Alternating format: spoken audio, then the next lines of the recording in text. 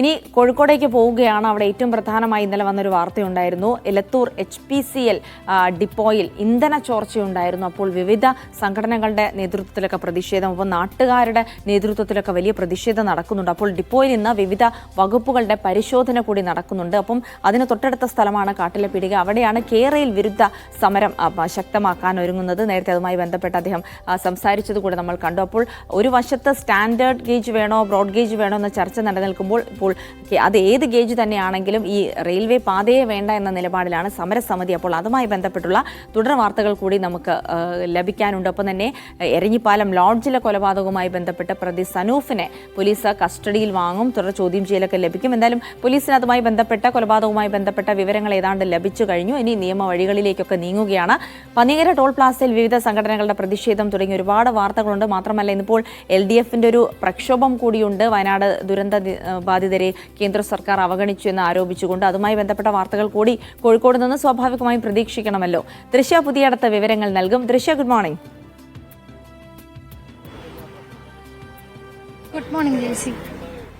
ദൃശ്യ, ഇപ്പോൾ എലത്തൂരിലാണ് എന്ന് മനസ്സിലായി. അപ്പോൾ അവിടെ ഇന്നിപ്പോൾ ഇന്ധന ചോർച്ചയുമായി ബന്ധപ്പെട്ട വിവിധ വകുപ്പുകളുടെ പരിശോധന, അതേസമയം നാട്ടുകാരുടെ ഒരു പ്രതിഷേധം. കാരണം വളരെ ഗൗരവതരമായ ഒരു സാഹചര്യം കൂടിയുണ്ട്. പ്രത്യേകിച്ച് പ്ലാന്റിലെ ചോർച്ച എന്ന് പറയുമ്പോൾ ഒരുപാട് ആളുകളെ ബാധിക്കുന്ന വിഷയം കൂടിയാണ്. കുടിവെള്ളമടക്കം പ്രശ്നമാകുന്ന വിഷയമാണ്. അതുകൊണ്ട് തന്നെ ഇന്നിപ്പോൾ ഏതൊക്കെ വകുപ്പുകൾ അവിടെ പരിശോധന നടക്കുന്നു, ഒപ്പം പ്രദേശവാസികളുടെ പ്രതിഷേധത്തിനായി വന്നിട്ടുണ്ടോ, എന്തൊക്കെ നടക്കുന്നു നിത്യ എലത്തൂരിൽ?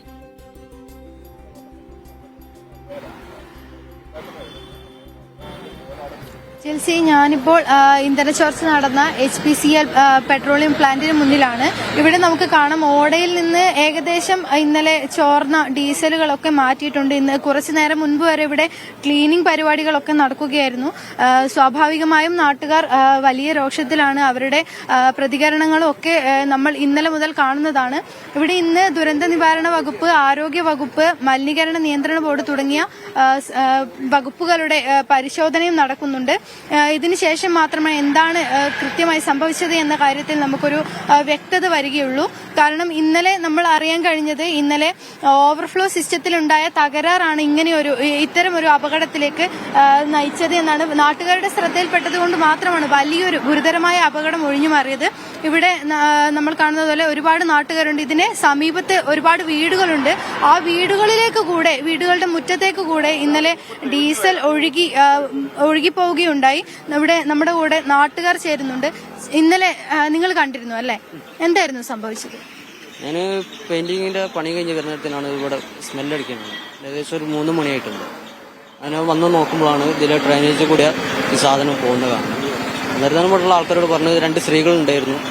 ഒരു വന്ന് കാര്യം പറഞ്ഞ്, പിന്നെ പോലീസുകാരൊക്കെ വന്ന് ഒക്കെ ശ്രദ്ധിച്ചു നോക്കി. പിന്നെന്താണെന്ന് പറഞ്ഞിട്ടില്ല, ഇത് ഡ്രൈനേജ് പോകുന്നത് നേരെ ഈ ഒരു പുഴയിലേക്കും പിന്നെ കടലിലേക്കാണ്.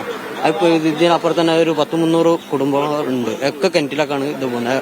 സ്വതവേ ഈ പ്രദേശം എന്ന് പറഞ്ഞാൽ കുടിവെള്ളത്തിന്റെ മെയിൻ സംഭവമാണ്. ഇത് സാധനം കൂടി പോയതിന് ശേഷം എല്ലാം തീർമാനമായി. ഈ പറഞ്ഞതുപോലെ കുടിവെള്ളത്തിന്റെ പ്രശ്നം നേരിടുന്ന പ്രദേശമാണ്.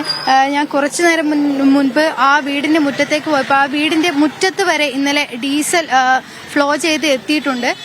ചേട്ടാ, ആ വീടുകളിലേക്ക് പോലും എത്തിയിട്ടുണ്ട്. വലിയൊരു വീഴ്ചയാണ് സംഭവിച്ചത്. ഇതിലിവിടെ ഇന്നലെ രാത്രി 10 മണി മുതൽ കണക്ഷൻ തുടങ്ങിയതാണ് ഡ്രമ്മിൽ കയറ്റുന്നത്, അവർ നിറയ്ക്കുന്നത്. അപ്പൊ ഇന്ന് പുലർച്ചെ വരെ ഡ്രമ്മിലേക്ക് ആക്കിയിട്ടുണ്ട്. ഒരു 50-100ന്റെ അടുത്ത്, മാക്സിമം 100ന്റെ അടുത്ത് വരെ ബാരല് അവര് ഡീസൽ കയറ്റി കൊണ്ടുപോയിട്ടുണ്ട്. JCB ഉപയോഗിച്ച് കയറ്റി കൊണ്ടുപോയിട്ടുണ്ട്. അത് ലൈവായിട്ട് ഞങ്ങൾ കണ്ടത് തന്നെയാണ്. നാട്ടുകാർ കണ്ടുകൊണ്ട് നിൽക്കുകയാണ്. ഇന്നലെ രാത്രി 12 മണി വരെ ഞങ്ങളിവിടെ ഉണ്ടായിരുന്നു. ബാക്കി നമ്മുടെ വീട്ടിലടുത്തുള്ള സുഹൃത്തായിരുന്നു ഉണ്ടായിരുന്നത്. ആ മാഷക്കും അറിയാം, ബാക്കി വിവരം മൂപ്പര് പറയും. ഇന്നലെ ഗുരുതരമായ വീഴ്ചയാണ് ഉണ്ടായത്. നാട്ടുകാരുടെ ഭാഗത്ത് നിന്ന് അതിന്റെ ഒരു പ്രതിഷേധങ്ങളും നമുക്ക് കാണാൻ സാധിച്ചു. ഇതിനു മുൻപ് ഈ ഭാഗത്ത് ഇതുപോലെ ഉണ്ടായിട്ടുണ്ടോ? ഇതിനു മുമ്പ് കുറച്ച് വർഷങ്ങൾക്ക് മുമ്പ് ഉണ്ടായിരുന്നു. പക്ഷെ അത് ഇതുപോലെയല്ല. അവരെ ഡ്രെയിനേജ് ഉണ്ട് വരുന്നു. അതിലൂടെ ഒഴുക്കിയ സമയത്ത് ആ വെള്ളത്തിലൊക്കെ കലങ്ങിന് കുറെ മത്സ്യങ്ങളൊക്കെ ചെത്തുണ്ടായിരുന്നു. അത് ഇതിനേക്കാളും അത്ര ഇതില്ല.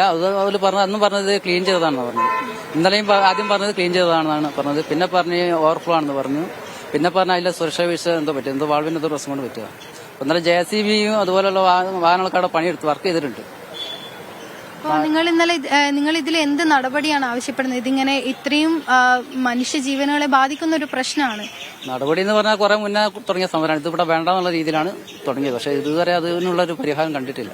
ഇതിനു മുമ്പ് ഇവിടുന്ന് മാറുകയാണ്, പയ്യന്നൂരേക്ക് പോകുന്നൊക്കെ പറഞ്ഞിട്ട് അങ്ങനെ ഒരു 1.5 കൊല്ലം അവരെ അടച്ചിട്ടതെന്ന് പറഞ്ഞാൽ വീണ്ടും ഒന്നുകൂടി ശക്തി ആർജിക്കാൻ വേണ്ടിയായിരുന്നുള്ളത് പിന്നീടാണ് ജനങ്ങൾക്ക് മനസ്സിലായത്. കാരണം ഇതിനുള്ളിൽ നടക്കുന്ന വർക്കുകളൊന്നും ആരും കാണുന്നില്ല പുറമെ. അപ്പോൾ ടാങ്കുകളൊക്കെ പുതിയ ഉണ്ടാക്കി ഇവിടെ അണ്ടർഗ്രൗണ്ട് ആക്കി മാറ്റിയതാണ്. അപ്പൊ അവിടെയാണ് പ്രശ്നം വന്നത്. അപ്പൊ ഈ ഓടയിലേക്കാണ് മുഴുവൻ ഒഴുകിപ്പോയത്. ഈ ഓട ഇപ്പൊ ഏകദേശം എവിടെ വരെ ഉണ്ട്? ഓടാന്ന് പറഞ്ഞാണെങ്കിൽ അവർക്ക് ഇത് വെള്ളം ഒഴിവാക്കാനുള്ള സാധനമല്ല. ഇവിടെ ഞങ്ങളെ വീട്ടിലേക്ക് അവിടുന്ന് വെള്ളം വരുന്നത് കാരണം പറഞ്ഞിട്ടാണ് ഒരു കെട്ടിത്തന്നത്. പക്ഷെ ഇതിലേക്ക് ഓരോ വെള്ളം തീരെ വരാൻ വഴിയില്ല. കാരണം 2 ഭാഗവും കോൺക്രീറ്റ് ചെയ്ത സാധനമാണ്. പക്ഷെ ഇതിൽ അവിടെ ചെറിയ ഹോൾ ഉണ്ട്, അതിലൂടെയാണ് കംപ്ലീറ്റ് വെള്ളം വരുന്നത്. വെള്ളവും ഡീസലും വരുന്നത്. തീർച്ചയായിട്ടും. അപ്പൊ ഇത് മുഴുവനായിട്ട് എടുത്തു മാറ്റിയെന്ന് വിചാരിക്കുന്നുണ്ടോ? മുഴുവനായിട്ടുണ്ടാവില്ല എന്തായാലും. കാരണം ഇതിന് ഡ്രെയിനേജിനുള്ളിലുള്ള പല ഭാഗങ്ങളും മണ്ണ് വീണിട്ടൊക്കെ ബ്ലോക്കായി കിടക്കുന്നുണ്ട്. അപ്പൊ അതിൻ്റെ ഉള്ളിൽ എന്തായാലും ഉണ്ടാവും. ഈ അടുത്ത സ്ലാബിന്റെ ഭാഗത്തോടെ നോക്കുന്ന സമയത്ത് ക്ലിയർ ആണ്. അപ്പോൾ ജിൽസി, ഇത് തന്നെയാണ് നാട്ടുകാർക്ക് പറയാനുള്ളത്. ഇവരോട് ഇന്നലെ ക്ലീനിങ് പരിപാടി എന്നായിരുന്നു ആദ്യം പറഞ്ഞത്. അതിനുശേഷമാണ് പതുക്കെ ഇത് മാറുന്നില്ല, കുറയുന്നില്ല എന്ന് കണ്ടതിന് ശേഷമാണ് നാട്ടുകാർ ഇതിൽ ഇടപെടുകയും വലിയൊരു പ്രതിഷേധം ഇവിടെ ഉണ്ടാവുകയും ചെയ്തത്. ഇന്നിവിടെ വിവിധ വകുപ്പുകളുടെ പരിശോധന നടക്കുന്നുണ്ട്. ഇതാണ് ഇപ്പോൾ എലത്തൂരിൽ നിന്നുള്ള വിവരങ്ങൾ. ശരി ദൃശ്യം. എന്തായാലും വിവിധ വകുപ്പുകളുടെ പരിശോധന നടത്തും. നാട്ടുകാരുടെ ജാഗ്രതയിൽ തന്നെയാണ് വലിയൊരു ദുരന്തം ഒഴിവായി പോയത്. താജുദ്ദീൻ അടക്കമുള്ള പ്രേക്ഷകരും അത് തന്നെയാണ് അഭിപ്രായപ്പെടുന്നത്. കാരണം അവരത് കണ്ടതുകൊണ്ടാണ്. ഒരു സാധാരണ ക്ലീനിങ് എന്ന മട്ടിൽ അവരത് കൈകാര്യം ചെയ്യുകയായിരുന്നു. പ്രത്യേകിച്ച് കുടിവെള്ളക്ഷാമമൊക്കെ ഉള്ള ഒരു സ്ഥലമായതുകൊണ്ട് തന്നെ കുറച്ചുകൂടെ ജാഗ്രത പാലിക്കണം. എന്തായാലും ഇന്നിപ്പോൾ പരിശോധനയ്ക്ക് ശേഷം കൂടുതൽ നടപടികൾ ഉണ്ടാകുമോ, ഇക്കാര്യങ്ങളൊക്കെ പരിഹരിക്കപ്പെടുമോ തുടങ്ങിയ കാര്യങ്ങളൊക്കെ നമുക്ക് ഉറ്റുനോക്കാം.